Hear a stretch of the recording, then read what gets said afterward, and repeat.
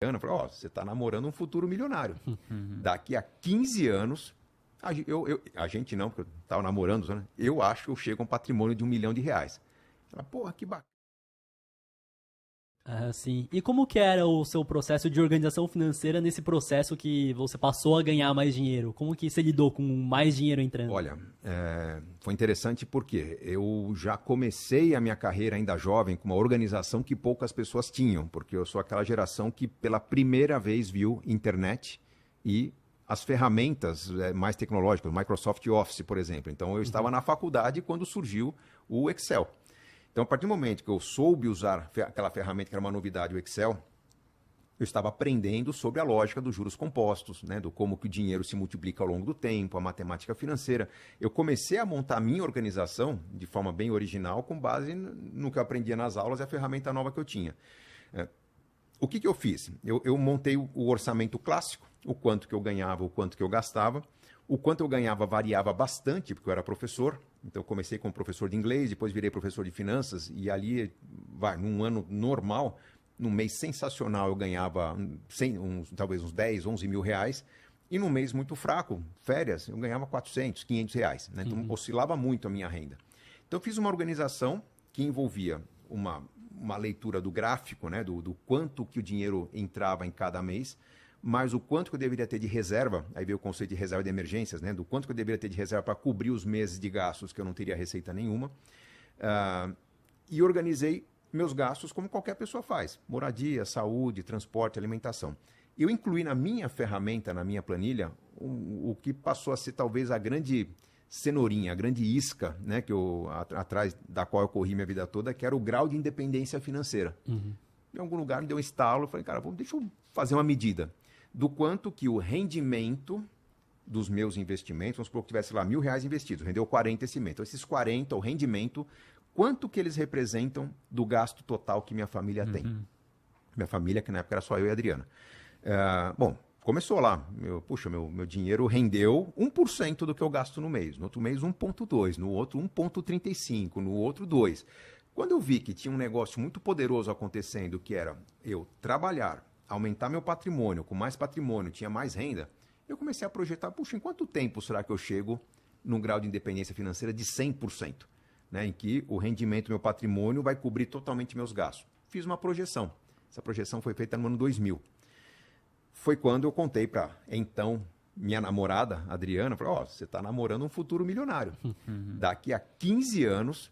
A gente não, porque eu estava namorando, né? Eu acho que eu chego a um patrimônio de R$ 1 milhão. Ela, porra, que bacana, que joia, você está falando de futuro, a gente já namora há 5 anos, né? Vamos falar de casamento. Aí entrou uma conversa que bagunçou meu projeto.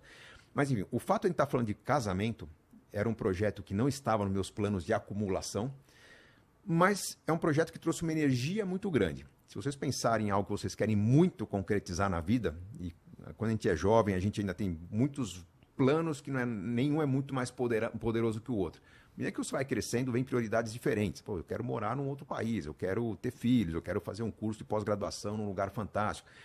A gente teve o plano de casar.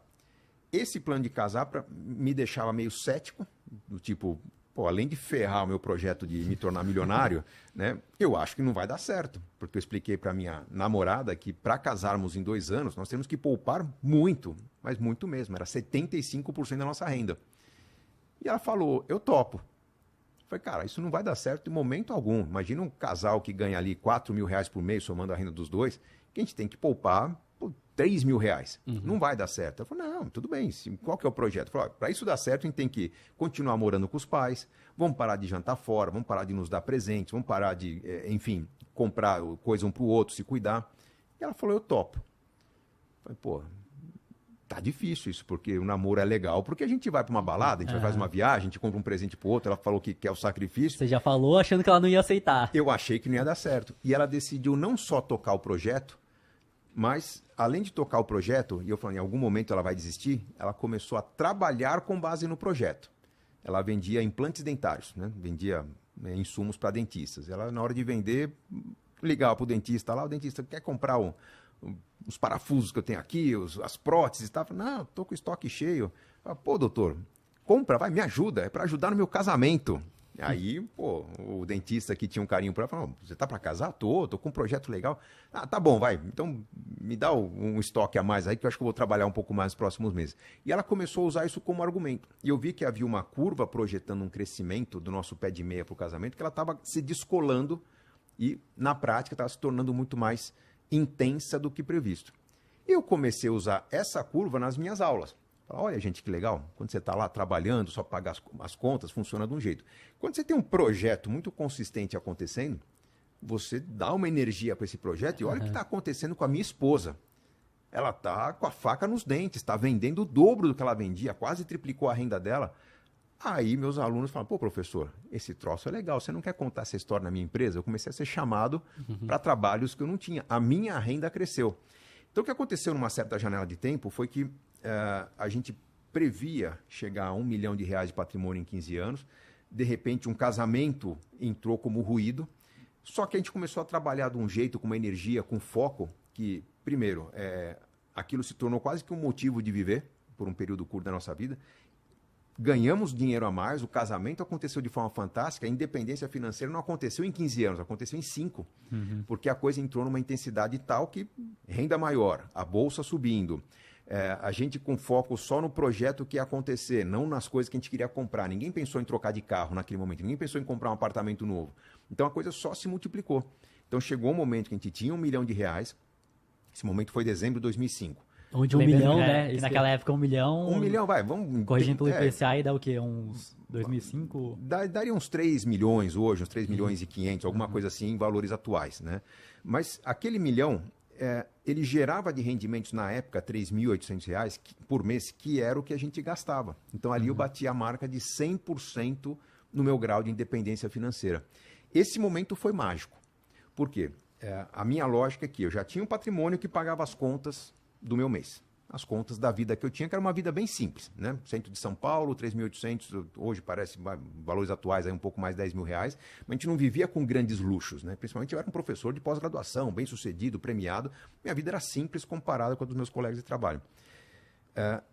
A partir daquele momento eu falei, cara, se eu pago as minhas contas sem trabalhar, só com o rendimento do meu patrimônio, eu não preciso mais trabalhar.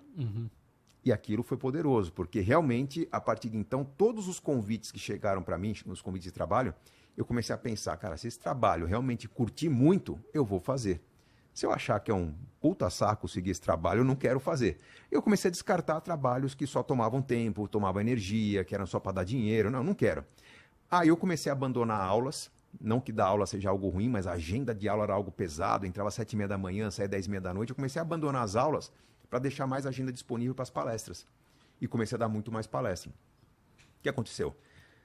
Dedicando meu tempo para trabalhar só com coisa que eu gostava muito, falar para o público, aquela energia toda. Pô, você trabalha melhor. Né? Eu tinha, vamos dizer, uma postura de trabalho muito mais leve, muito mais prazerosa.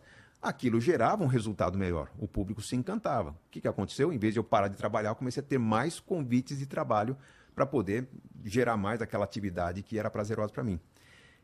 Naquele momento, o que estava muito claro para mim? Que o dinheiro que eu ganhava com palestras, com livros, com consultorias, com outras atividades, não era um dinheiro para pagar minhas contas do mês. O que pagava minhas contas do mês era o rendimento do meu patrimônio. Então, cada centavo que eu ganhava com o meu trabalho, cada nota fiscal emitida, virava patrimônio. E o patrimônio, quanto mais patrimônio eu tinha, mais rendimento eu tinha. Então, desde então, cada dia de trabalho que eu tenho, se eu ganhar R$10 hoje, R$10 vão ser investidos, e esses R$10 vão render 10 centavos para o mês que vem. Então, eu melhoro meu padrão de vida em 10 centavos de um mês para o outro. Então, essa lógica que eu sigo desde 2006, 2007, sempre aumentando meu patrimônio. Obviamente que chegou uma hora que o patrimônio começou a gerar um rendimento bem maior do que eu precisava, né, para ter conforto, para ter saúde. Nunca gostei muito de ostentar, então o rendimento do patrimônio começou a ser usado também para investir em negócios. E aí surgiu o projeto de cursos online, surgiu a minha parceria com a Super Rico, ou seja, hoje eu tenho uma atividade profissional, sou sócio de uma plataforma que não me remunera, é uma fintech, uma startup, ela vai me remunerar no futuro com o valor do equity. Mas trabalhar no dia a dia me custa. Então, tenho que fazer uma viagem, falar do projeto, então pago um avião, vai para um evento, comprar roupa, então tudo isso aí está saindo de onde? Do rendimento do meu patrimônio. Então tem um custo relacionado ao meu trabalho que é viável porque meu patrimônio me banca. Se eu parar de trabalhar hoje, nunca mais trabalhar, eu tenho apenas o cuidado de manter a saúde da minha carteira de investimentos, que vai prover minha família num padrão de vida que a gente conquistou. Então, a gente conquistou aquele conceito de estabilidade, que é diferente daquilo que talvez vocês viram numa parte da vida de vocês, criando valor, criando resultados a partir dos investimentos. Essa postura mais especulativa que você faz num trade, que você faz numa operação com qualquer tipo de ativo de curto prazo, um swing trade, um day trade, um cripto, você tira um resultado.